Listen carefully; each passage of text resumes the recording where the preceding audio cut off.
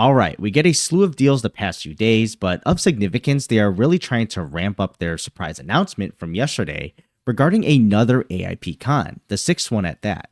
They did a little clock teaser with the ending date of 3/13/2025, which is Thursday of this week, but essentially we get some huge names in the PR announcement, as well as the tweet from Palantir showcasing those details.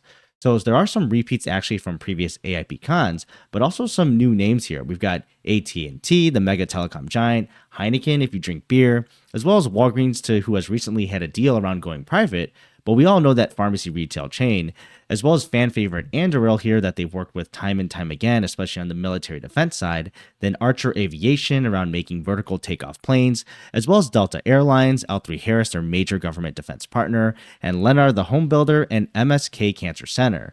So we've got a great range of new and old, big and small, food to manufacturing to defense to telecom, you name it. This is a huge telling sign of Palantir continuing to be pervasive in all industries. And honestly, if you can scale across even just one specifically, that's huge. But the ability to do so quickly like this in multiple is fantastic. So looking forward to those presentations. But today's deal announcement around their work with Ripcord was kind of interesting to me. And they do close out on a note bringing this full circle. And it's like this mix of hardware robotics, but needing the software backbone from Palantir to really get through this data that they're trying to extract from physical paper sources. So the deal announcement goes into trying to get these trapped data points out of paper and turning them into actionable insights quickly to be leveraged at scale. So unsurprisingly, Ripcord is the hardware side of things, while Palantir is the software, utilizing their AIP platform in order to make the data usable and actionable once they get those images. So yeah, similar to the AIP con I just mentioned, they're showcasing how they can go to relevant multiple industries. It's 2025, but paper still does exist in large quantities. Working in tech myself, I literally don't use any paper at all, but working in consulting, auditing, care provider settings, I literally went to the doctor and had to manually sign documents still on paper. So my assumption is that they are scanning these and not sure if the data is actually usable, at least in a scalable way.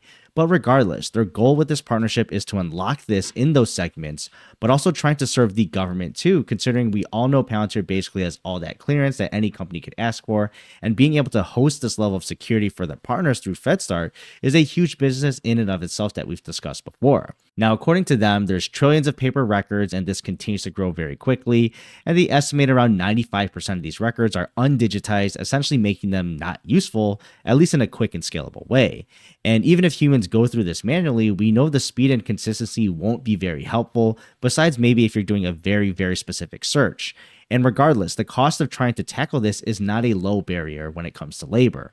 So the digitization robots do the manual work of turning through the paper records. Now, if you think about it, the concept is pretty simple. If you've ever used one of these nice printer scanners at any office, you can put a bunch of paper that will manually swipe through them. That's already been done before and created, so nothing groundbreaking. So my guess is here that their hardware is just a much bigger version of this. And honestly, the more important aspect of this is processing the image data that is getting collected, which I'd say is the heavy lifting for Palantir. Time and time again, they've demonstrated PDF files, getting data points extracted, not even the ones that have extractable text, that can be used to do all the downstream work we do with any files of data, with the help of AI, of course, recognizing this. But that's what people pay for, problems to be solved, even if it sounds simple. So it looks like the business model from Ripcord is providing this at scale with their hardware to all types of industries. But we will actually get to see this at AIPCon 6 as they announced in the PR, so we'll see if this works over time. But let me know your thoughts below, and I'll see you in the next video.